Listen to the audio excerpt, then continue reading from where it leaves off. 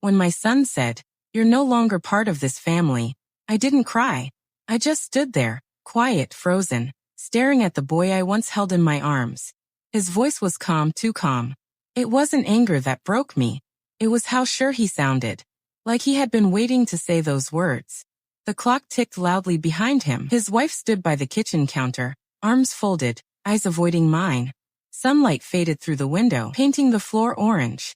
Everything felt too still, too final. I wanted to remind him I carried him 9 months, stayed awake during fevers, packed his lunch, washed his clothes, prayed for his dreams. But my lips wouldn't move.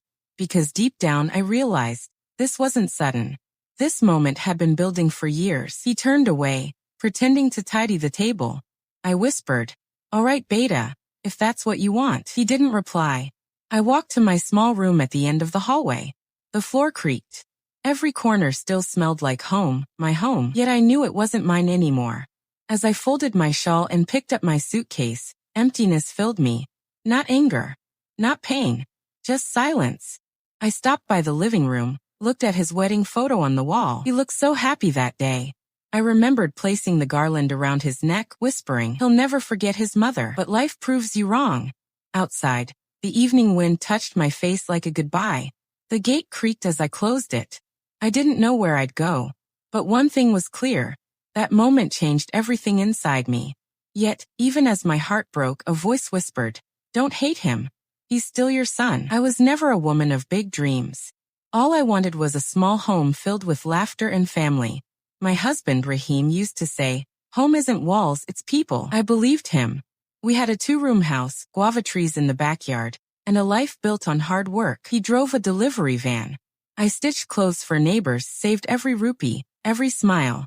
One rainy evening, he came home drenched, holding our baby. "Our son will never sleep hungry," he said, kissing that tiny forehead. We named him Aram. From that moment, my life revolved around him. His first words, steps, school uniform. Every moment was a festival. Rahim teased, "You spoil him too much." I laughed.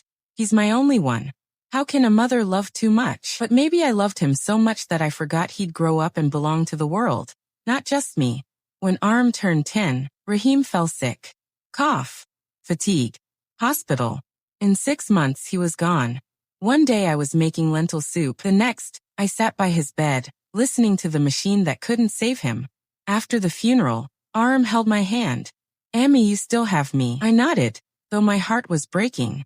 He became my reason to breathe. Years passed.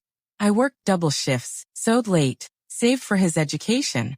When he got a university scholarship, I cried for 2 days, not from sadness but pride. Rahim's dream lived through him.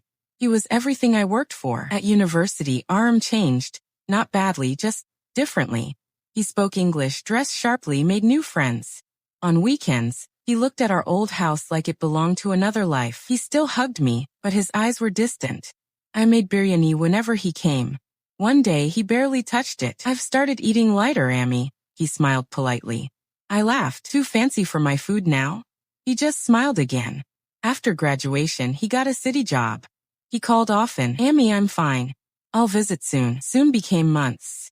Months became years. I never complained. I was proud. When neighbors asked, I said, "My Aram is doing well." Then one day he called softly, "Amy, I want you to meet someone." Her name was Sana.